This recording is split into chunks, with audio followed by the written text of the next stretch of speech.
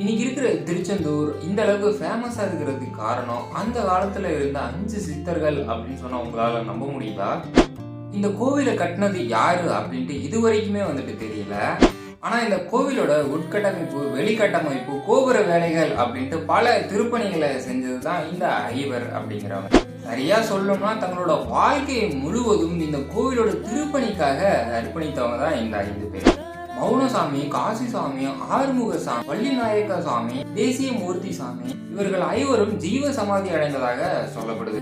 இவர்கள்ல மௌனசாமி, காசிசுவாமி, ஆறுமுகசாமி அப்படிங்கிற ஒரு 3 பேர்த்தோட ஜீவ சமாதி திருச்செந்தூர் முருகன் கோவில்ல இருந்து ஐயாசுவாமி கோவில் போற வழியில தான் இந்த 3 சமாதி இருக்கு. இந்த 3 பேர் தான் திருச்செந்தூர் முருகன் கோவிலோட ராஜகோபுரத்தின் திருப்பணிகளை முடிச்சதா சொல்லப்படுது.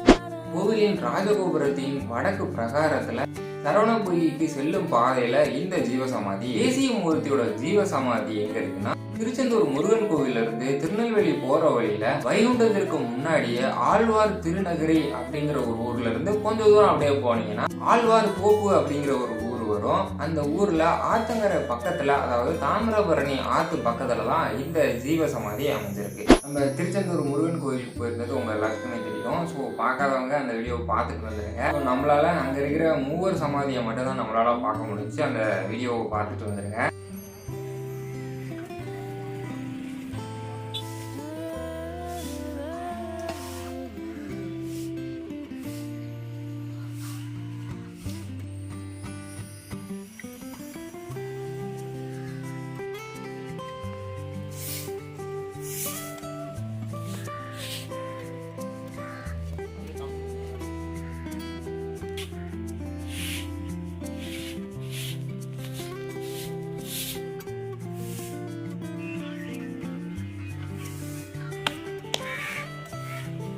இந்த மூவர் 5 பேர்.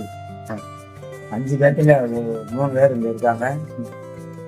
ஆழ்வார் திருநகரில் தேசிய இவர் அந்த பக்கத்துல தோல்பது பக்கத்துல வள்ளிநாயகர் இருக்காங்க. 5 பேர் தான் கோயில் கட்டினவங்க. இவங்க கட்டின உள்ளுக்கு இவங்களுக்கு 3 பேருக்கு சிலை இருக்கு. பன்னீர் வேலை கொடுத்துதான் கோயில் கட்டினாங்க. அவங்க கூலி பணமா கொடுத்து கட்டலை. இவங்க 5 பேருமே சன்னியாசிகள் தான். அதுக்கு பன்னீர் வேலையில பிரித்து இருப்பாங்க. அவங்க வேலைக்கு தகுந்த மாதிரி அது செய்ய மாதிரி.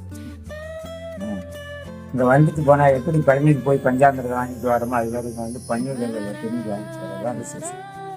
அதை கொண்டு போய் வீட்டுல வச்சாலே வறுமை நீங்கிடும். திருச்செந்தூர்ல பன்னீர் பிரசாதங்கிறது இங்கே பிரசாதம் அதை இங்கேதான் தருவாங்களா? அதான் தருவாங்க. அதை வாங்கிட்டு போறது ரொம்ப விசேஷம். கல்யாண தடைகள், வேலை வாய்ப்புகள் தடைகள் இருந்தால் அதெல்லாம் நீங்கிடும். குழந்தை பேர் இல்லாட்டாலும் கிடைக்கும். அப்புறம் பன்னீர் வீட்டில் இருந்தாலே ரொம்ப ரொம்ப விசேஷம்.